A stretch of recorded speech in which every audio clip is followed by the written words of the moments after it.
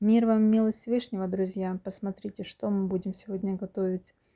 Это национальное блюдо дагестанской кухни кюрзе с мясом. Практически от пельменей ничем не отличаются они, конечно, только формой и способом лепки. А вкус, можно сказать, один. На что начнем тогда? Нам понадобится мука, вода, соль и яйцо. Соль лучше растворить в воде и размешать. Замешиваем достаточно тугое тесто, чтобы оно не расплывалось при лепке. Может быть, оно покажется вам сначала тугим, не добавляйте много воды, потому что после надо оставить на полчаса, и оно уже размякнет, станет более мягкое. В конце, когда уже все вымесили, можно добавить чуть-чуть подсолнечного масла для того, чтобы было более эластичным.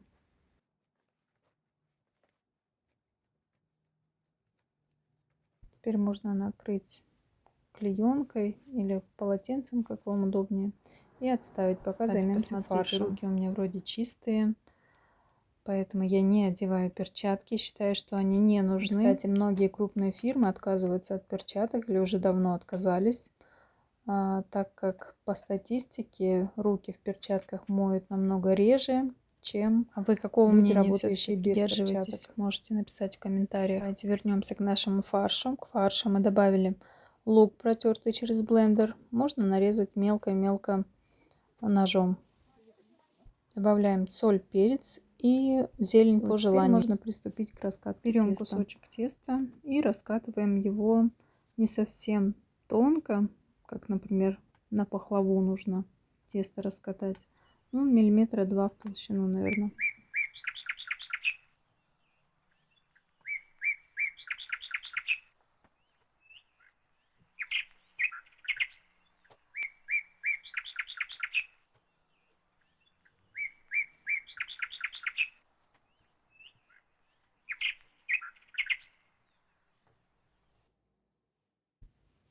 Вот мы раскатали тесто, и теперь нужно вырезать кружки. У меня есть такое приспособление, советую вам его приобрести, очень удобное. Можно делать кружки обычным стаканом. Есть такие специальные штучки, круглые, не знаю, как они называются даже, ну, как вам удобно, в общем, сделайте.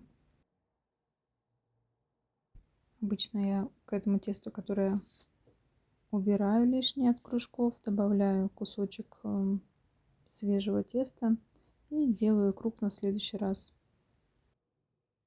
Теперь смотрите, как мы будем защипывать наши кюрзешки, чтобы получился красивый рисунок. Мы как бы собираем сбоку к середине по очереди, справа, слева, справа, слева. Вот еще раз покажу вам. Берем начинку и как бы помогаем пальцами собирать к середине края и защипываем их сразу.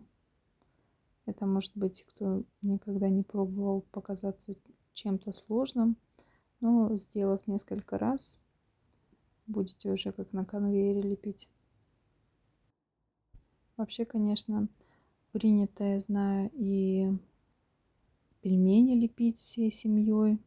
Это становилось раньше традицией, что сидели, лепили все пельмени.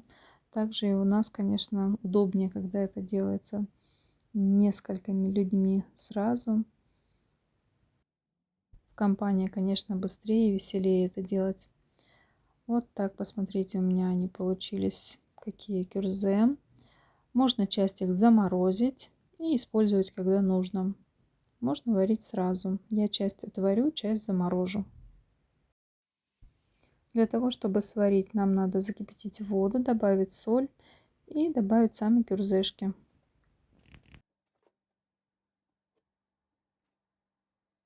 Нужно аккуратно подмешать, перемешать, чтобы они не прилипли к дну, и периодически помешивать. Готовы они тогда, когда поднимутся полностью. Это уже первый признак приготовления, и должны покипеть пару минут.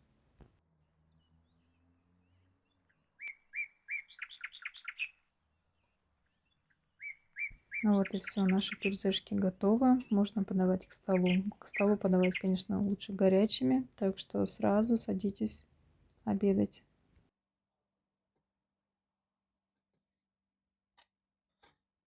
Смотрите, какие красивые, аппетитные, сочные они получились. Советую их полить маслом сливочным или топленым и подавать со сметаной.